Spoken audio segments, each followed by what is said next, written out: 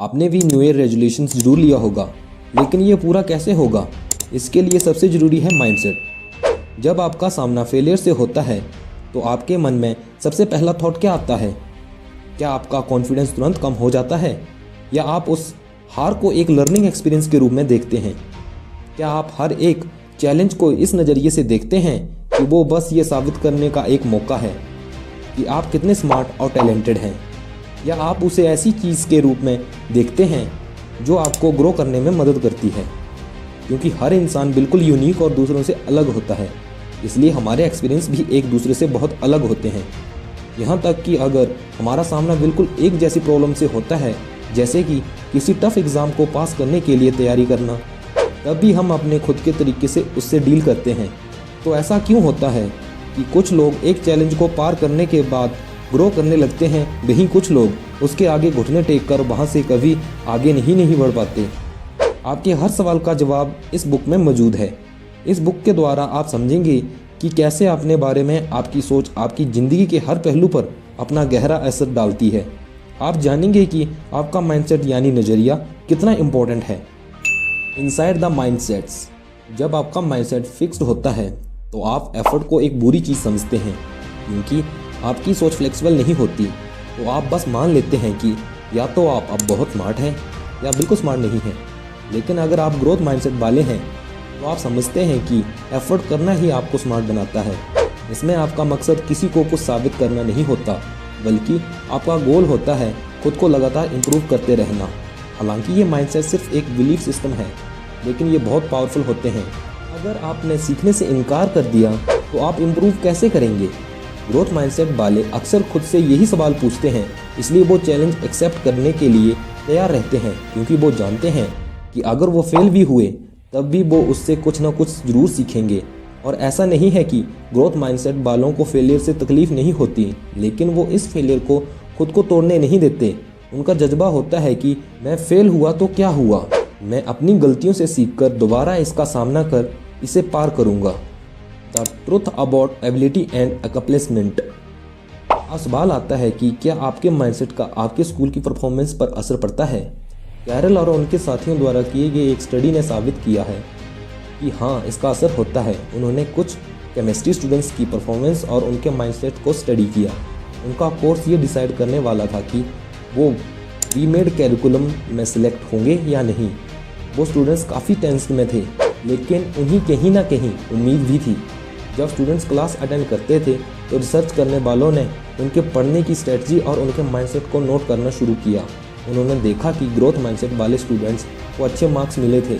जब उन्हें किसी टेस्ट में कम मार्क्स मिलते तो वो ज़्यादा मेहनत कर दोबारा टेस्ट के लिए तैयारी करते।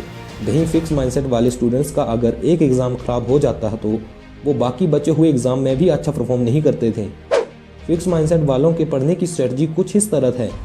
वो अपनी किताबें और नोट्स पढ़ते हैं।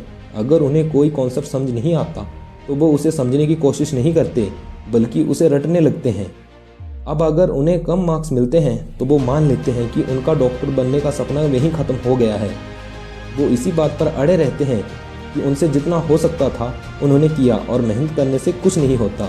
वहीं ग्रोथ माइंडसेट वाले स्टूडेंट्स ने सिर्फ एग्ज़ाम पास करने के लिए पढ़ाई नहीं की, बल्कि उन्होंने उस कोर्स को समझने की कोशिश की। वो कॉन्सेप्ट को समझते हैं, उसे अंधाधुंध रट्टा नहीं मारते। जब उन्हें कम मार्क्स मिलते तो वो उसे एक मोटिवेशन के रूप में लेकर और मेहनत से पढ़ते थे। यहाँ एक और प्रूफ है कि सही माइंडसेट और सही टीचिंग के जरिए कोई भी एक्स्ट्रा ऑर्डिनरी परफॉर्मेंस दे सकता है। Sports the mindset of a champion. अगर आप स्पोर्ट्स में दिलचस्पी रखते हैं तो आपने कई बार इस लाइन को सुना ही होगा कि वो तो एकदम नेचुरल और गिफ्टेड प्लेयर है। पहले आपकी सोच यही रही होगी कि ऐसा कहने में कुछ गलत नहीं है। वाकई कुछ लोग एक्स्ट्रा ऑर्डिनरी टैलेंट के साथ पैदा होते हैं, जैसे मानो वो एक महान स्पोर्ट्समैन बनने के लिए ही पैदा हुए हों। लेकिन अब जब आपने इस बुक को पढ़ लिया है तो आप इसे एक अलग नज़रिए से देखने लगेंगे। हालांकि फिजिकल क्वालिटी जैसे अच्छी हाइट, लंबे पैर आपको कुछ एडवांटेज जरूर देते हैं, लेकिन ये सिर्फ आपका माइंडसेट ही है जो आपको दूर तक ले जा सकता है। Parents, teachers and coaches, where do mindsets come from. ये जानते हुए भी कि हमारे पेरेंट, टीचर्स और वेल विशर्स हमारा भला चाहते हैं, कभी कभी उनसे मिलने वाली तारीफ से हमारा दम घुटने लगता है। वो जो कुछ भी कहते हैं उसका आपके माइंडसेट पर असर होता है। और वो या तो बेहतर हो जाता है या बदतर हो जाता है। बच्चे बहुत सेंसिटिव होते हैं और बड़े उनसे जो भी कहते हैं वो उनके माइंड और दिल में बैठ जाता है। कई बार वो उसका एक अलग ही मतलब निकाल लेते हैं। जैसे मान लीजिए कि आपने अपने बच्चे से कहा, तुम तो बहुत इंटेलिजेंट हो, ज़्यादा पढ़े बिना भी तुम इतने अच्छे मार्क्स मिले। अब बच्चा इसका मतलब ये निकालता है कि मुझे पढ़ने के लिए ज़्यादा मेहनत नहीं करनी चाहिए, क्योंकि मेहनत करने का मतलब है कि मैं इंटेलिजेंट नहीं हूँ। जब आप कहते हैं कि तुम तो चीज़ों को बड़ी जल्दी समझ जाते हो, तुम तो बहुत स्मार्ट हो, अब एक बच्चा सोचता है अगर मैं तुरंत सब कुछ नहीं सीखूंगा तो मुझे स्टूपिड कहा जाएगा। इसलिए बचपन से ही हमारी फिक्स्ड या ग्रोथ माइंडसेट बनना शुरू हो जाती है।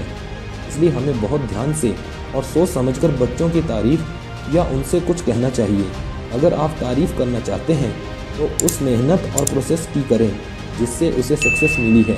जैसे अगर आपके बच्चे के मार्क्स अच्छे आए हैं तो ये कहने की बजाय कि तुम बहुत इंटेलिजेंट हो, ये कहें कि तुमने खेलने के बजाय पढ़ने में जो समय दिया है और मेहनत की है ये उसकी वजह से हुआ है। चेंजिंग माइंडसेट्स की वर्कशॉप। हालांकि माइंडसेट बचपन से ही डेवलप होना शुरू हो जाता है, आप उसे बदल सकते हैं। अगर आपका माइंडसेट भी फिक्स्ड है तो चिंता ना करें।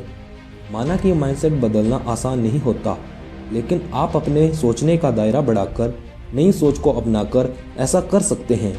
और यकीन मानिए वो आपके पुराने नज़रिए से बहुत बेहतर होगा। हमारा माइंड हमारे आसपास होने वाली हर चीज़ को बड़े गौर से नोटिस करता है। यहीं से हमारा माइंडसेट बनना शुरू होता है। कई बार हम बातों को गलत मतलब निकाल लेते हैं तो हमें चिंतित और उदास महसूस कराता है। सही मायने में अपनी सोच को बदलने में थोड़ा वक्त जरूर लगेगा, लेकिन इस उम्मीद को बनाए रखें कि बहुत जल्द आप खुद को आज़ाद महसूस करेंगे और बाद में ऑटोमेटिकली बिना एफर्ट लगाए आपकी सोच पॉजिटिव दिशा में जाने लगेगी। तो क्या सोच रहे हैं? ग्रोथ माइंडसेट को अपनाने में अब भी देर नहीं हुई है। हर सुबह बदलाव के लिए एक नया मौका लेकर आती है। इस वीडियो में इतना ही। Thank you for watching.